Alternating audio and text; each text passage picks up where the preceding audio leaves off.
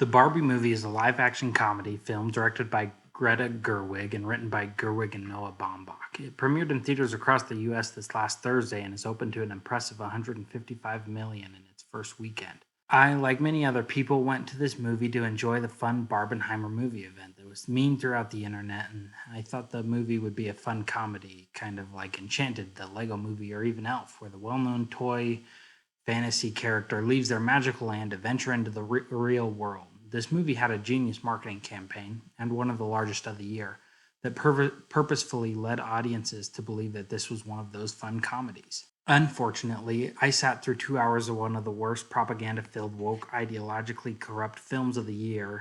This is what the Barbie movie taught my daughter. Barbie Land is a matriarchal utopia where all Barbies are perfect and everything is pink. In this Barbie land, the males are treated as second-class citizens and accessories, while the Barbies hold all political offices, jobs, and own everything. This could be played off as a contrivance of a movie about toys, but the directors make it painfully clear over and over again that this movie and plot is a commentary on our world. In this Barbie world, Barbie doesn't need Ken.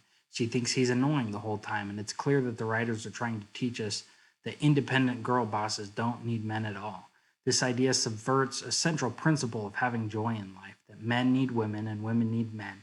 Without them, life is lonely.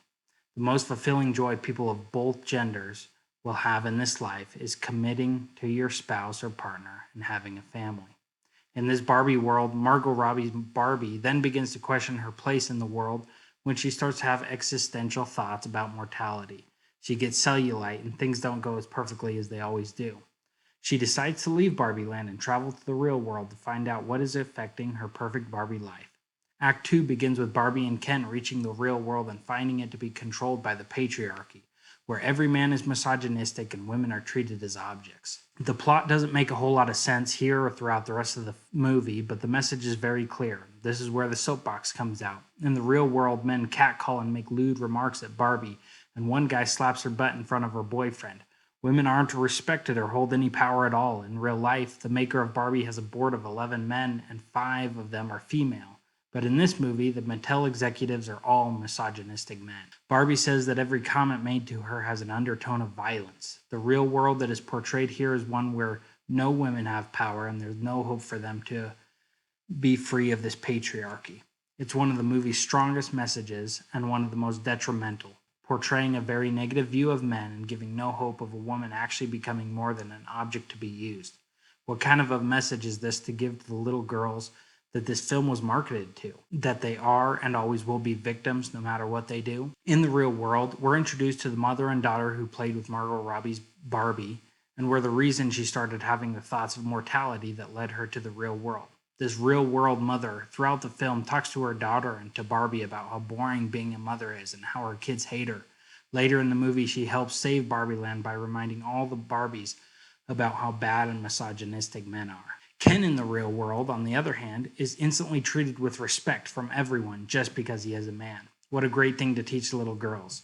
He starts to learn more about the patriarchy and loves it. Working out, horses, business, and trucks are all things that make Ken more misogynistic. Anything manly or masculine is shown as a bad, corrupting influence on Ken.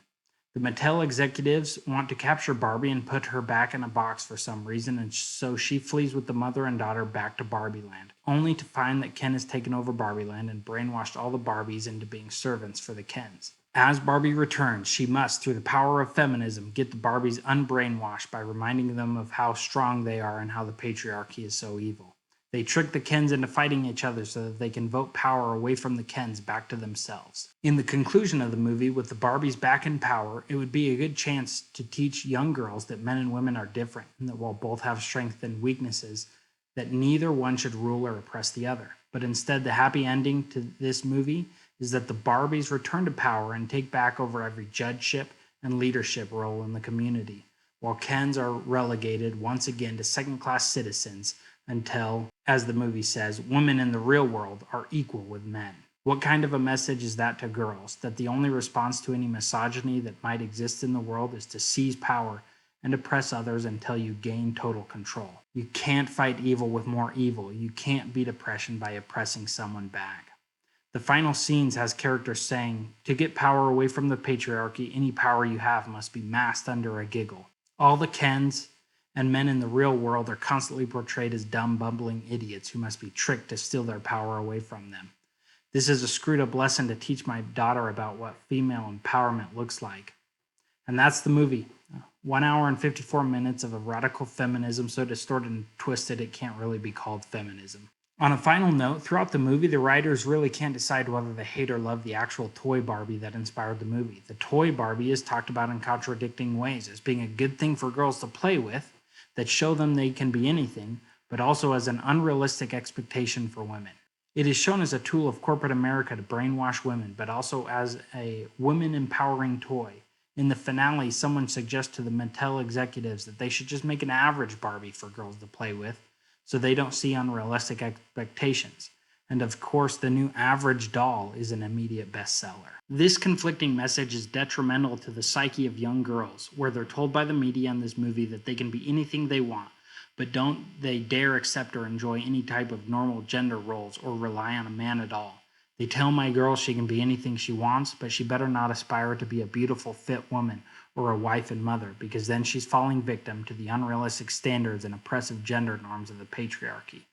In a world where Barbie tells my daughter she can be anything, they denigrate and destroy anything that will truly bring her happiness. I really wish this movie had just been a fun, toy-themed comedy, but the movie constantly hammers the audience with messages of how evil men are, how unimportant being a wife or mother is, and contradicting messages about how a woman ought to act or live her life. After seeing it, I immediately started thinking of all the mothers and daughters going to this film expecting a nostalgic comedy flick, and who are instead inundated with far-left liberal and gender-deconstructing ideologies. My daughter will grow into a strong, independent woman through the good example of her mother and other good women in her life, not because of these radical feminist ideologies espoused in the Barbie movie. My advice, do not let your kids see this movie.